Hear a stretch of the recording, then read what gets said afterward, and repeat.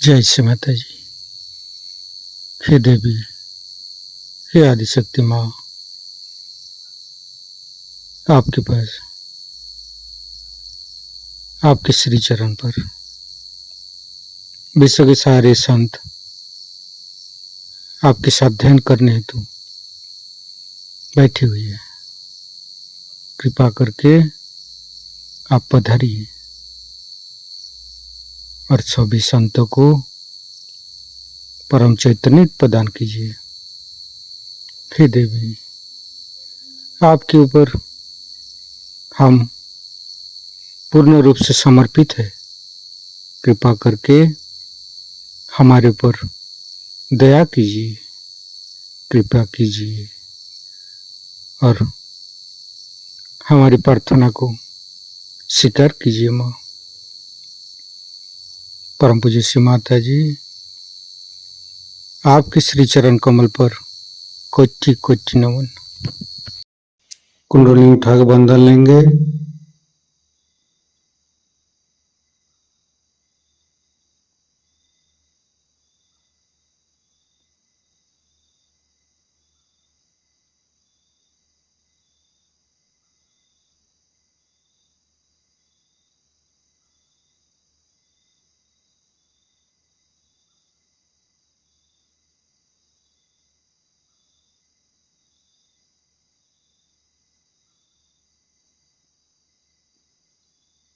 तीनों महामंत्र। ओम तमेव साक्षात् श्री महालक्ष्मी महासरस्वती महाकाली त्रिगुणात्मिका कुंडली साक्षात् श्री आदिशक्ति माता जी श्री निर्मला देवी नमो नमः। ओम तमेव साक्षात् श्री कल्की साक्षात् श्री आदिशक्ति माता जी श्री निर्मला देवी नमो नमः।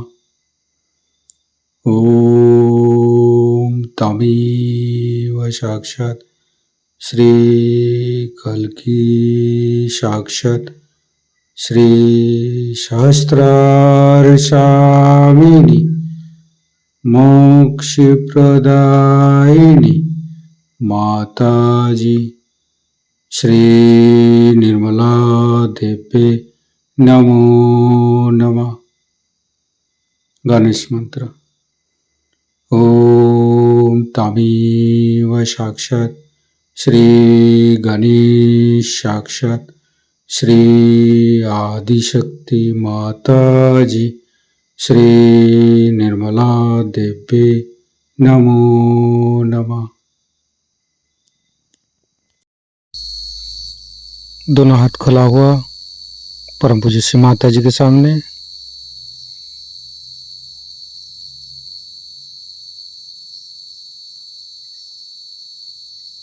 राइट हैंड हृदय पर। परम पूज्य श्री माता जी, कृपा करके आप हमारे हृदय पर आइए और हमारे हृदय को स्वच्छ कर दीजिए। सच हृदय कमलासन पर आपके श्री चरण को स्थापित कीजिए। माँ, आपकी श्री चरण की शीतलता हमारे हृदय पर प्रदान कीजिए। माँ, परम पूज्य श्री माता जी, हम अज्ञानी हैं। हमारी अज्ञानता के वश में यदि आपकी शान के खिलाफ कोई गलती हुआ हो, कृपा करके मुझे क्षमा कर दीजिए। माँ,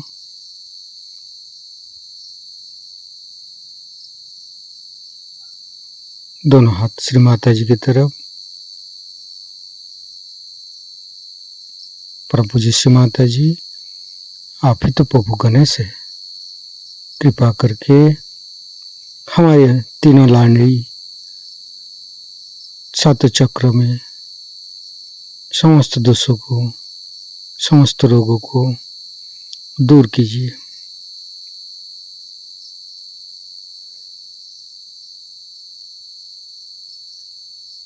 गणेश जी का मंत्र लेंगे।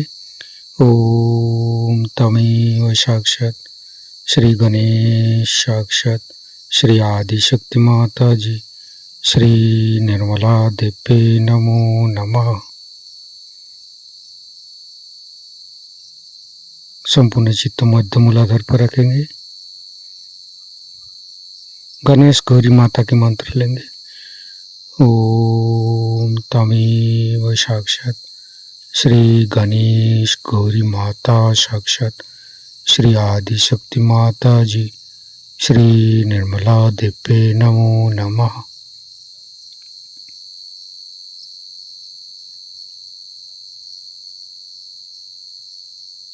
तीनों स्वादिष्ठान को देखेंगे।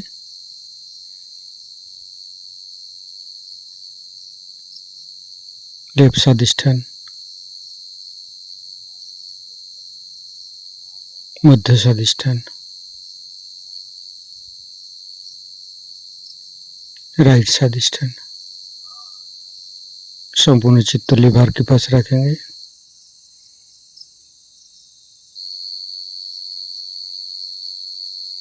परम पूज्य श्री माता जी, आपकी श्री चरण की शीतलता हमारे लिभार पर प्रदान कीजिए। चंद्रदेव का मंत्र लेंगे। ओम तमेव साक्षात श्री चंद्रदेव साक्षात श्री आदि शक्ति माता जी श्री निर्मला देवी नमो नमः। हिमालय का मंत्र लेंगे। ओम तमेव साक्षात श्री हिमालय साक्षात श्री आदि शक्ति माता जी श्री निर्मला देवी नमो नमः। संपूर्ण चित्त राइट स्वादिष्ठान पर लिवर के ऊपर ही रखेंगे। गणेश अथर्वशीर्ष पाठ करेंगे। ओम नमस्ते गणपतये तमेव प्रत्यक्षं तत्त्वमसि तमेव केवलं कर्तासि तमेव केवलं धर्तासि तमेव केवलं हर्तासि तमेव सर्वं खल्विदं ब्रह्मासि तं साक्षादात्मसि नित्यं हरितं वच्मि सत्यं वच्मि अवतं माम् अववक्तारम् अवसोतारम् अवदातारम् अवधातारम् अवानुचानमवशिष्यम् अवपश्चातात् अवपुरस्तात् अवोत्तरातात् अवदक्षिणातात् अवचोदातात् अवधरातात् सर्वतो मां पाहि पाहि समन्त्रात् तं वाङ्मयस्तं चिन्मयो तं आनन्दमयस्तं ब्रह्ममयो स्तं सच्चिदानन्दादित्यसि स्तं प्रत्यक्षं ब्रह्मासि स्तं ज्ञानमयो विज्ञानमयोऽसि सर्वं जगदं तत्तो जयते सर्वं जगदं तत्तोत्तिष्ठति सर्वं जगदं त्वयि लयमस्यति सर्वं जगदं त्वयि पत्येति तं भूमिरापो नालो नीलो नमः स्तं चत्वारि वाक्पदानि स्तं गुणत्रयातीतो स्तं देहत्रयातीतो स्तं कालत्रयातीतो स्तं मूलाधारस्थितोऽसि नित्यं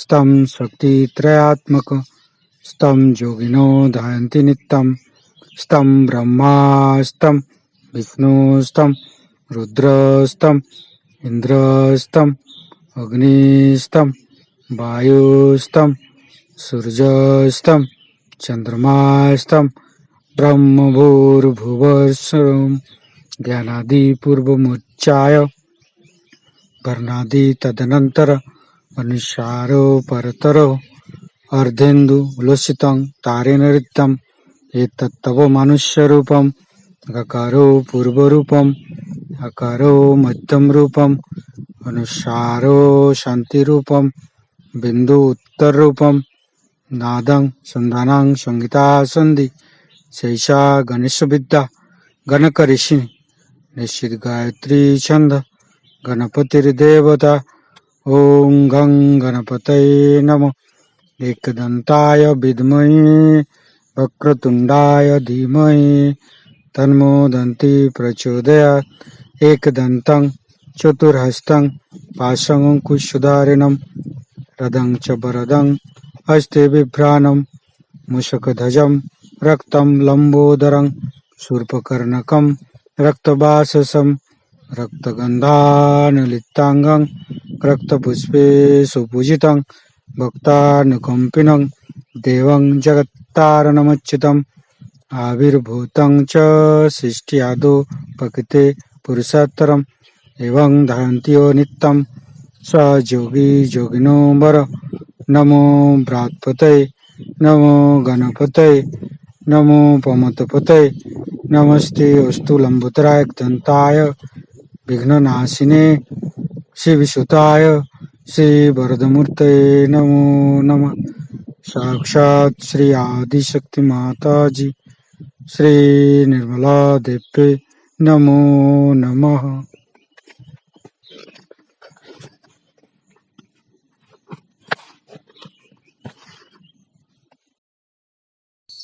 संपूर्ण चित्त लीवर के ऊपर ही रखेंगे।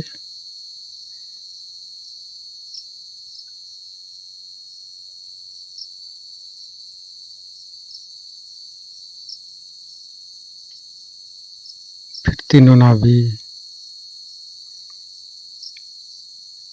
एक एक चक्र को देखते रहेंगे।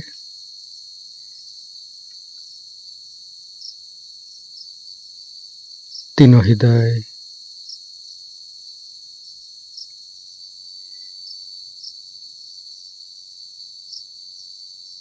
तीनों विशुद्धि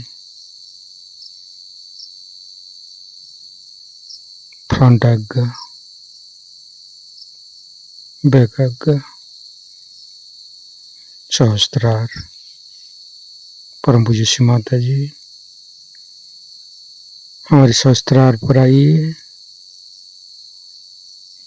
और निर्विचारिता सिद्धि प्रदान कीजिए। निर्विचारिता का मंत्र लेंगे। ओम तमेव साक्षात श्री निर्विचारिता साक्षात श्री आदिशक्ति माता जी श्री निर्मला देवी नमो नमः। संपूर्ण चित्त सहस्त्रार पर संपूर्ण ध्यान का स्थिति परम पूज्य श्री माता जी का अमृत बनी हम सहस्त्रार से ग्रहण करेंगे। धीरे धीरे सहयोग में संख्या बढ़ने वाली है, इसमें कोई शक नहीं। और सत्य जो है वो धीरे धीरे ही प्रस्थापित होता है। Sorry I have to say in Hindi because most of them don't understand English, right, but I will later on translate it. सत्य की पकड़ धीरे धीरे होती है। आपके यहाँ ऐसे लोग हैं जो 8-8, 9-9 महीने तक सहयोग में आते रहे, उसके बाद पार हुए। सत्य को पाने के लिए हमारे अंदर पहले तो गहराई होनी चाहिए, पर सबसे बड़ी चीज है हमारे अंदर सफाई होनी चाहिए। अब अनेक गुरुओं के बीच में जा करके हमारा चित्त जो है वो बुरी तरह से विक्षुब्ध हो जाता है। दूसरा, आजकल के समाज में जो हम घूमते हैं और नानाविध उपकरणों के कारण हमारा जो चित्त बाहर की ओर हमेशा रहता है, बाहर की चीजें जो दिखाई देती हैं, इन सब चीजों से हम कुछ प्रभावित होते भी हैं और कुछ तो ये भी बात है कि हमारे दिमाग में भर दिया गया है कि ये चीजें बहुत ही महत्वपूर्ण है। इस वजह से जो चीजें बिल्कुल ही महत्वपूर्ण नहीं, उधर हमारा चित्त पहले जाता है, और जो चीजें बहुत ही महत्वपूर्ण है वहाँ हमारा चित्त नहीं जाता। इसलिए हम ऐसी चीजों को इकट्ठा कर लेते हैं जो बिल्कुल बेकार हैं, जिसको कि अंग्रेजी में जंक कहते हैं, मराठी में अडगल कहते हैं। इस तरह का हमारा चित्त जो है वो बेकार की चीज़ों से बोझिल हो जाता है, उसका बोझा चित्त उठा नहीं पाता, थक जाते हैं हम। जब हम आपस में भी बातचीत करते हैं ऐसे समाज में, तो लोग एक दूसरे से ज़्यादा देर तक बात नहीं करते, क्योंकि उनका चित्त इतना बोझिल होता है कि वो थक जाते हैं। एक दूसरे से बात करते वक्त भी जब तक वो कोई किताब न पढ़े या कोई सिनेमा न देखें या कोई तीसरी चीज ना हो, तब तक वो 10 मिनट भी साथ नहीं बैठ सकते। इस चित्त को जितना आप शुद्ध रखेंगे उतना ही आपको आनंद आएगा। आप चित्त की शुद्धता रखते वक्त ये याद रखना है कि इसी चित्त से ही हमें परमात्मा को जानना है। एक बार परमात्मा को जानने के बाद बाकी जो कुछ जानना है बहुत सरल हो जाता है, क्योंकि आप किसी भी चीज को जब सूत्र से पकड़ते हैं तो वो बहुत दूर तक और सूक्ष्म आप पकड़ पाते हैं।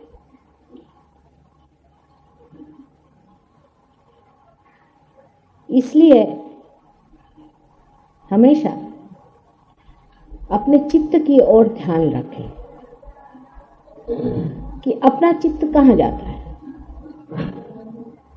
जितना चित्त समाहित हो जाए, समर्पित हो जाए, उतना ही वो चित्त शुद्ध होते जाता है। ये समझ लीजिए कि जितना आप गंगा में डूब जाएं, उतना ही आप पवित्र होते हैं। अब इस पर बहुत बड़ी चर्चा ये हो जाती है कि माँ किस तरह से हम समर्पण करें अपने। इसके एक तरीका आप लोगों ने अभी देखा है, जो हम लोगों ने आजमाया है। जैसे कि आप अभी देख चुके हैं कि एक स्त्री है, उसने अपने को से गायत्री में अपने को समर्पित कर दिया या श्री राम को मानती है। अपने देश में विशेष करके ऐसा रिवाज है कि हम कोई ना कोई कुल दैवत रखते हैं या कुल स्वामिनी होती है, उसको हम पूरी तरह से मानते हैं और अपनी जितनी भी चित्त प्रवृत्ति है उसमें स्थित कर देते हैं। एक तरह से हम अपने को उसमें समर्पित रखते हैं, लेकिन उस समर्पण में हम कुछ पा नहीं थे, उसमें पा नहीं पाते। उससे गहराई हमारे अंदर बन जाती है जरूर, लेकिन उस गहराई में हम कुछ पकड़ नहीं पाते। इसी प्रकार समझे कि एक गर कुंभ है या घड़ा है, उसमें गहराई बहुत है, लेकिन उसका मुंह गंगा की ओर नहीं, दूसरी ओर है। लेकिन गहराई बनती जा रही है, लेकिन उस ओर से गंगा उसके अंदर बहने वाली नहीं। वो जो गहराई जिसके कारण बनी है, उसको अगर गंगा की ओर मोड़ दीजिए तो उसमें गंगा फौरन भर आती है। अपने देश में इसका बड़ा भारी लाभ होता है। इसीलिए आपने देखा कि जिसने भी समझ लीजिए श्री राम को माना या किसी भी ऐसे दैवी अवतार को माना है और उसमें अपने को समर्पित कर लिया है, वो अगर इतना ही सवाल पूछ ले कि क्या माता जी आप वो शक्ति हैं, तो फौरन उसके अंदर गंगा बहना शुरू हो जाती है। कितना आसान तरीका सहयोग का है बताइए। इससे दो लाभ हैं। एक तो यह है कि आज तक की जितनी आपकी तपस्या है वो व्यर्थ नहीं गई, और दूसरा लाभ यह भी हुआ है कि आपने हमें भी पहचान लिया अनायास। जब पहले बहुत से अवतार संसार में आए थे तो उनके साथ जितने उपद्रव हुए हैं वो आप जानते हैं, और किस कदर लोगों ने उनको सताया ये भी आप जानते हैं।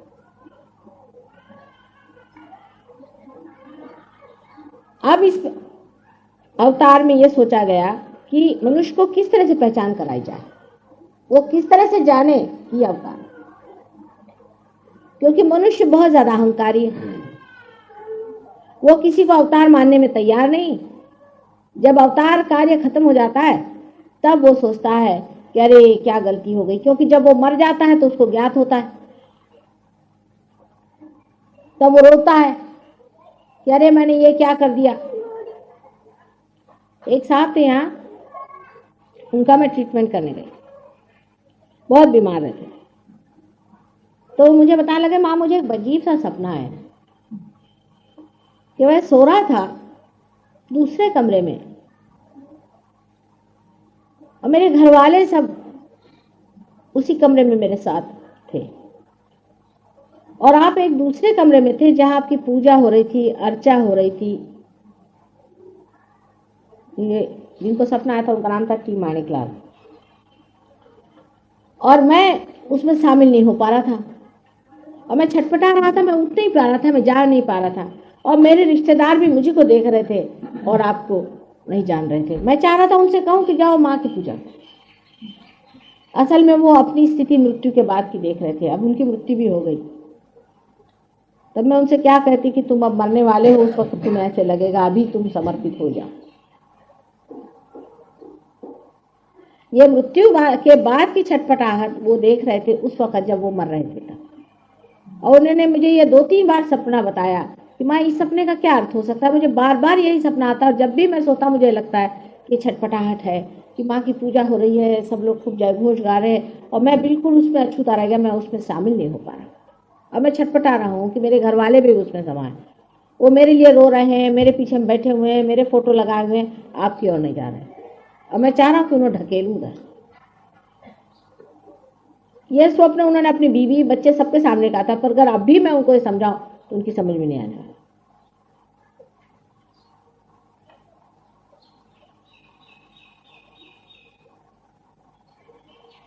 सो इस वजह से अपने देश में एक बड़ी भारी है हमारे लिए सुविधा हो गई है इस देश में, और देश में नहीं, क्योंकि हम किसी न किसी दैवत को मानते जरूर हैं। अब हरे रामा हरे कृष्णा वाले भी अगर अपनी गगरी हमारे ओर कर दें और हमसे पूछे क्या आप हरे रामा हरे कृष्णा आप ही हैं इनको हम भजते रहे, तो वो भी उनका भी विशुद्धि चक्र साफ हो जाएगा और उनके भी गले भर आएंगे। आपने सब अनुभव किए हुए बातें, कोई नई बात मैं आपसे नहीं बता रही। आप लोग भी जब किसी को रियलाइजेशन दे तो पहले ही उनसे ये कह दीजिए कि आप देखिए कि क्या ये वही शक्ति है जिसको आज तक आप मानते रहे। ये अपने देश में बहुत ज्यादा साध्य होता है, विदेश में कम, क्योंकि वहां तो वो किसी को भी नहीं मानते, अपने सिवा दुनिया में किसी को नहीं मानते अधिकतर लोग वहां पर। वहां की तो बात ही करना बेकार है, क्योंकि वहां तो इस कदर आदमी अलग अलग हो गया है कि एक आदमी यही नहीं जानता कि अपना अभी तक बाप मरा है कि जिंदा है। ऐसे भी वहां मैंने बहुत से लोग देखे। तो इन लोग की तो बात ही छोड़ दीजिए। पर हमारे देश में ये बड़ा ही आसान है, जब हम किसी भी इंसान से ये जान लें कि वो कौन से भगवान को मानते हैं, तो महज उससे अगर आप इतना कह दीजिए कि आप पूछे कि क्या ये वही चीज है हमारे सामने या नहीं,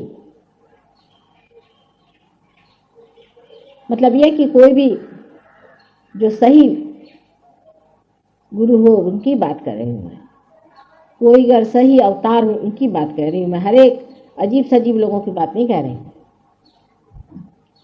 तो उसके उत्तर में उनको वाइब्रेशंस आ जाएंगे। 3 मर्तबा में ही आप वाइब्रेशन आने चाहिए। लेकिन कुछ कुछ लोग अजीब भी होते हैं, जैसे कि एक आई थी देवी जी, कहने लगी कि मैं रेणुका देवी को मानती हूँ। अब रेणुका देवी का कोई अवतरण नहीं मानना चाहिए खास करके, और इस तरह की विक्षिप्त भी बहुत सारी चीजें लोग मान लेते हैं। तो जो साधारण तरीके से जो हम जिनको हम लोग अवतार मानते हैं उनको मानते होंगे, उनके लिए आप अगर इस तरह से पूछें कि क्या वही है, तो ये कार्य एकदम हो जाएगा। You just put your hand on the liver, everybody is disturbed, alright? और जब उनका चित्त ये जान जाएगा कि ये वही हैं, धीरे धीरे दोनों में सामंजस्य होता जाएगा और बात उनकी समझ में आ जाएगी। इसमें कोई भी हिचकिचाने की या डरने की बात नहीं। आज तक एक माने में आप जानते ही रहे कि हम कौन हैं, और जब भी ऐसे ही कोई आपने सवाल पूछे तो हमने कह भी दिया खुलेआम कि हम कौन है, हमें इसको कोई डर नहीं लगता। ये तो पूरे कॉन्फिडेंस से हमने हमेशा कहा है कि हाँ ये बात सही है। अगर आप हमसे पूछे तो हमने कह दिया, कोई उसमें डरने की बात नहीं। लेकिन हम तो सिर्फ इसलिए इस बात को समझ के कह रहे थे कि लोगों में इतना ज़्यादा अहंकार है कि उनसे ये बात जैसे ही पता हो जाती वो डंडा लेके मारने को दौड़ जाते। उनके लिए सबसे बड़ी बात दुखदाई ये होती है कि संसार में कोई भगवान के अवतार में आया हुआ है, क्योंकि उनको लगता है कि सब हमारा जैसे कुछ छिन गया। सारा संसार उनको लगता है कि उनसे किसी ने पूरी तरह से अपने हाथ में ले लिया और उनका अब कुछ नहीं रहा, वो खत्म हो गए, क्योंकि वो अपने को सब अवतार समझे बैठे हुए। मुश्किल तो ये है। इसलिए जैसे ही वो सुनते हैं कि ऐसी ऐसी बात है तो उनकी शंकाएं शुरू हो जाती है। लेकिन मरे हुए देवताओं को, जो कि हमें 1000 बार पहले हम मर चुके हैं, उन्हीं को वो पूजेंगे, उसमें उनको कोई भी नहीं हरकत। लेकिन अगर कहा जाए कि आप देखिए जिसको पूजा है आज तक वही यह है कि नहीं, देखो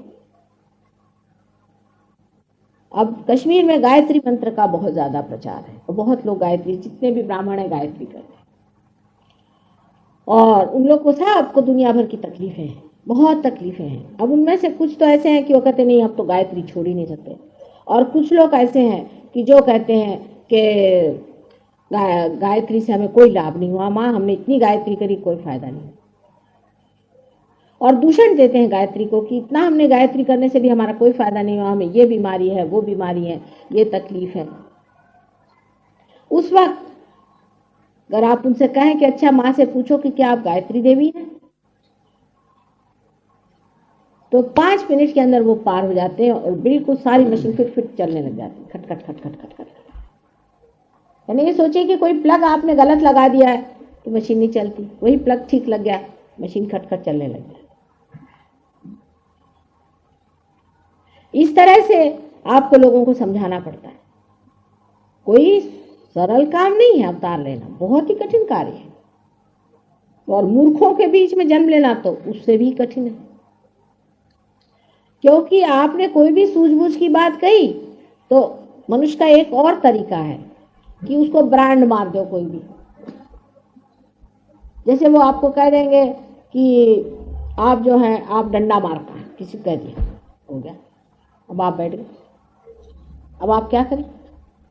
अगर आप उनसे कहिए कि आप बढ़िया आदमी हैं, आप गोबर खाते हैं तो कोई हर्जा नहीं, खूब खाओ, तो आप बड़े अच्छे आदमी बन जाए।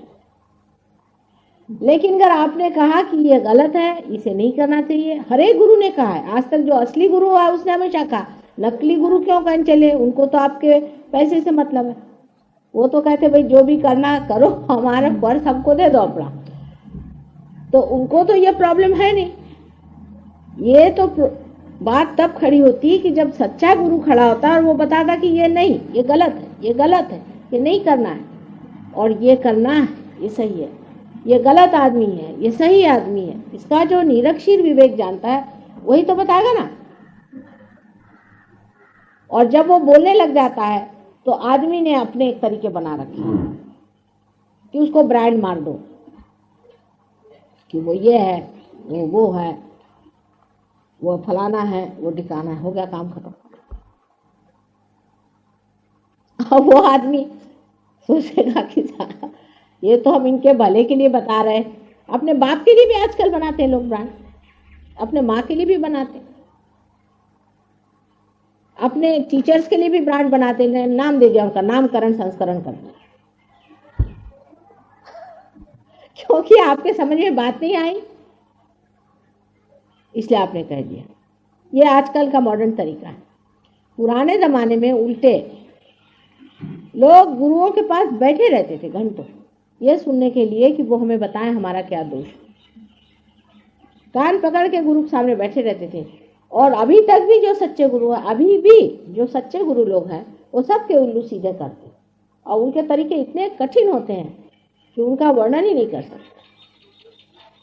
मैंने आपसे बताया था एक साथ कैसी टांगे तोड़ दी थी और वो गले में डालकर भेजा था मेरे पास। किस तरह से एक आज्ञा चक्र निकालने तक के लिए उन्होंने किस तरह से आफत मचाई। लेकिन फिर एक बात तो गुरु की हुई, वो तो मनुष्य ही हुआ। फिर कोई अवतार हुआ, उसके पीछे तो पहले ही से डंडे लेकर लोग खड़े रहते कि अवतार हुआ माने कैसे, उसके घर में ही भूत घुसा देंगे।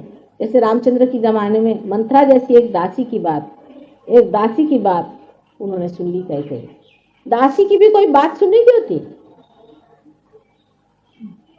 कई जैसी समझदार औरत ने एक दासी की बात सुनी, उसके पीछे में श्री राम को जंगल जाना पड़ा, सीता जी को नंगे पांव चलना पड़ा, कितनी दुख कितनी विपत्ति, लेकिन वो भी एक कार्य था, चलो हो गया।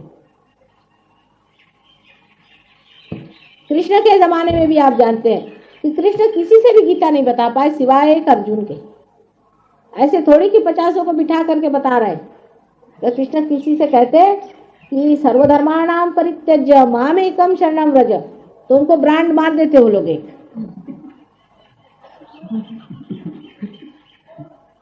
वो तो उनके मरने के बाद सब लोग गीता उल्टा पढ़ रहे हैं। जैसे ईसा मसीह ने कह दिया कि I am the light, I am the path, बस उसको एक ब्रांड मार देते, ईगोइस्टिकल और कुछ कह देते उसको।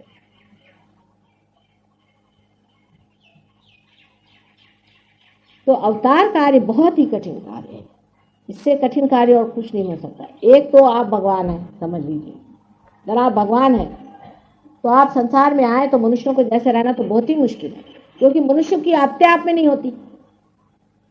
मनुष्य को समझना तो उससे भी महा कठिन है, बहुत ही कठिन है। समझ लीजिए आप इंसान हैं, अब आप कुत्ते को कैसे समझेंगे बताइए, आसान है क्या? एक मैं आपसे पूछती हूँ, बहुत मुश्किल काम है।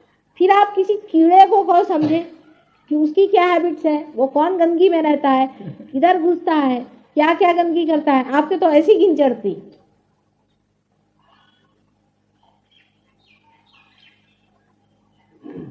इसलिए अवतार लेना कोई सरल बात नहीं है, और कोई मनुष्य जो कहता है कि मैं अवतार ले रहा हूं, उसको बड़ी कठिनाई उठानी पड़ती। पर झूठ मूठ का कहना कि मैं अवतार हूं, ये तो बहुत ही आसान तरीका है। इसे तो कोई और आसान तरीका है ही नहीं, क्योंकि जिस आदमी को असली बिजनेस करना पड़ता है उसको पता चलता है कि कितना मुश्किल है बिजनेस चलाना।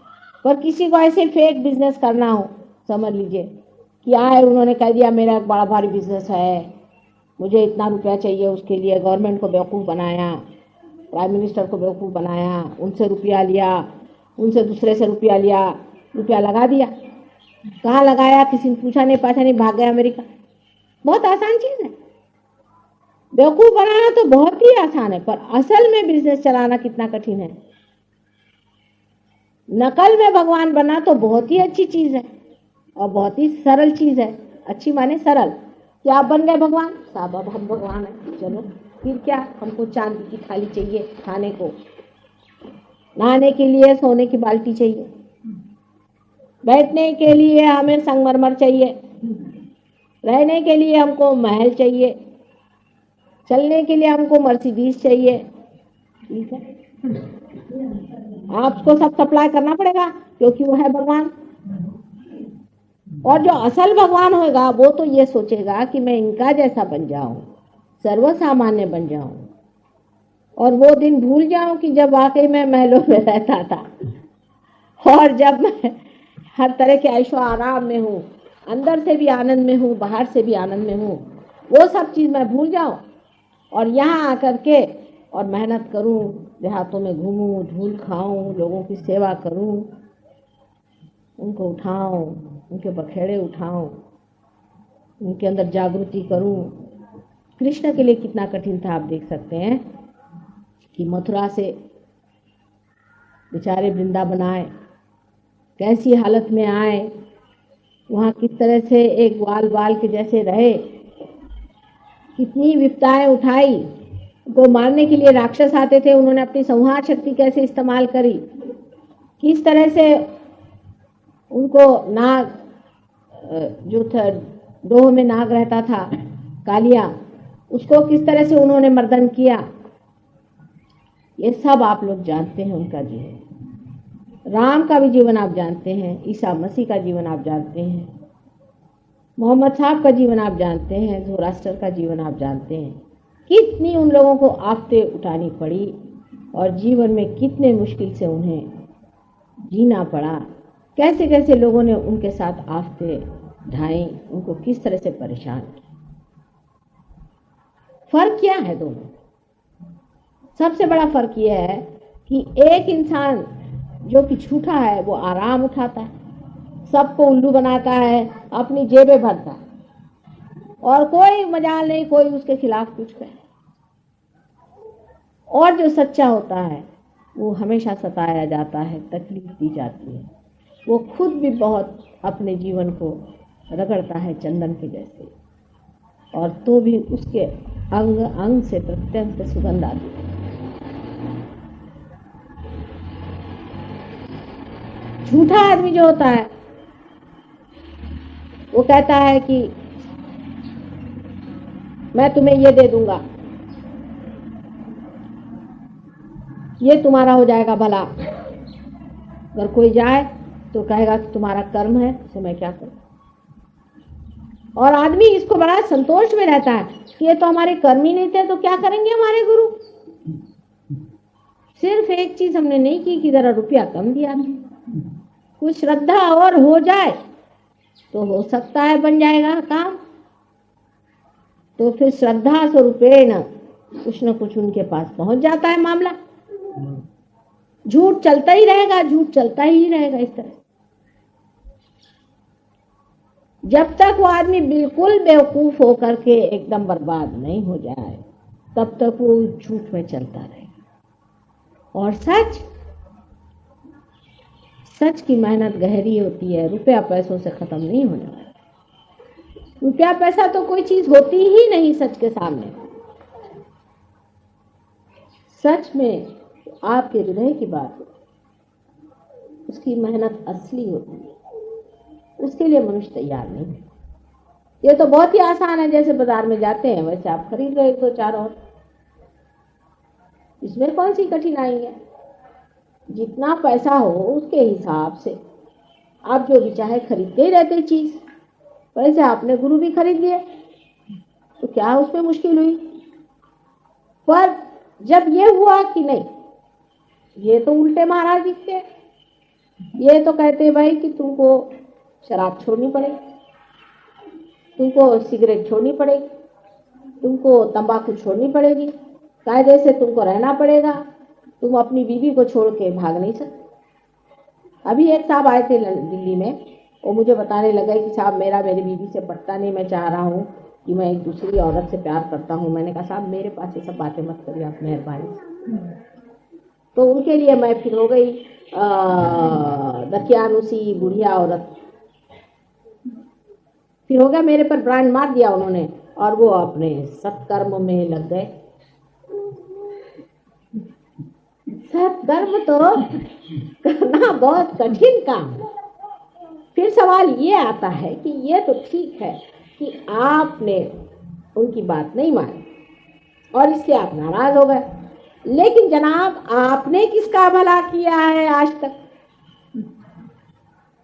ठीक है आपको कमजोरी है, आप उस चीज को नहीं कर पाए, ये दूसरी बात है, पर आपने किसका भला किया हुआ है आज तक।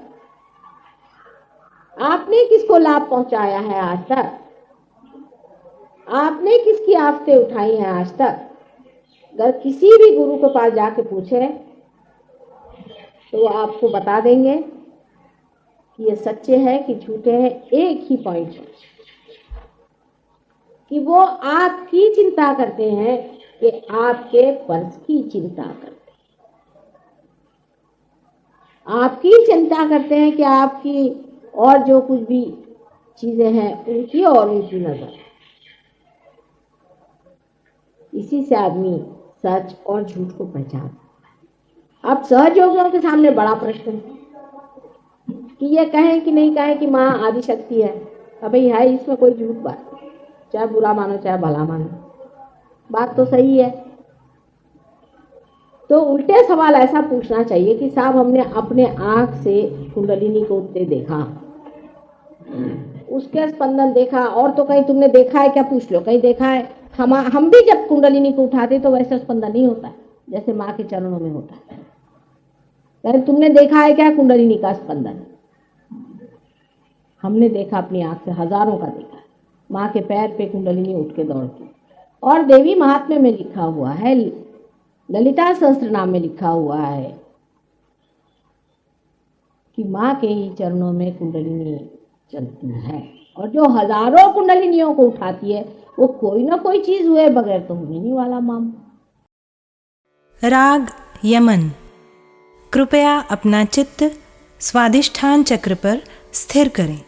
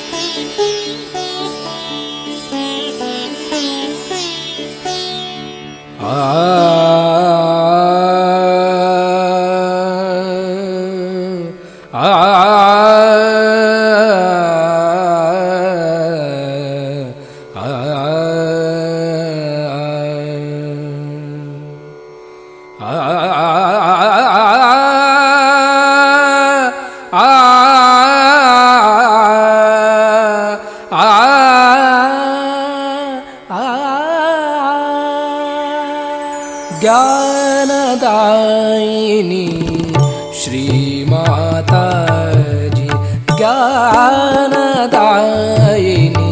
श्रीमाताजी, ज्ञानदायिनी श्रीमाताजी।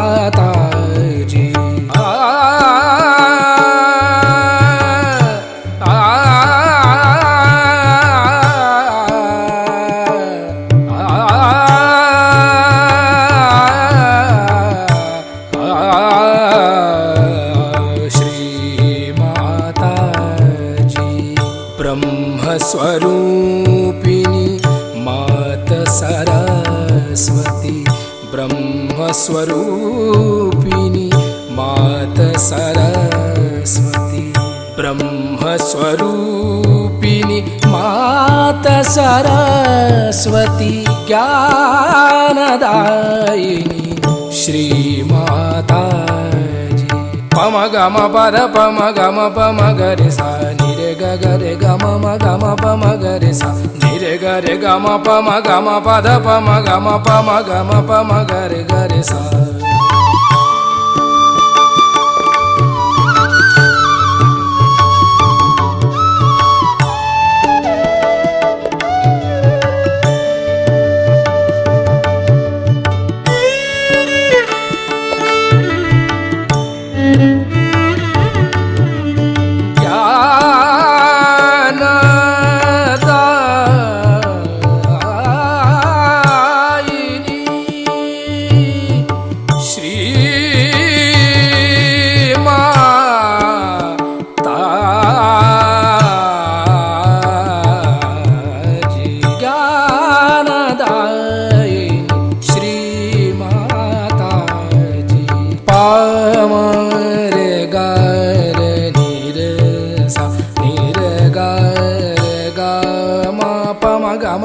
पम गरे गरे निरे सा, ज्ञानदायिनी श्रीमाताजी।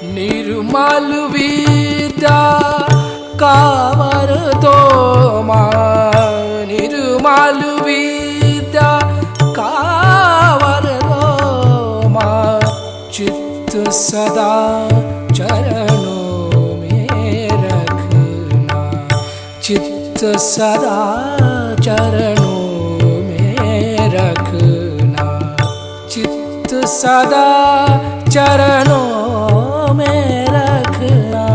ज्ञानदायिनी श्री माता जी, ज्ञानदायिनी श्री माता जी, ज्ञानदायिनी ज्ञानदायिनी ज्ञानदायिनी श्री माता जी। ओ त्वमेव साक्षात् श्री ब्रह्मदेव सरस्वती साक्षात् श्री आदिशक्ति माता जी, श्री निर्मला देवे नमो नमः।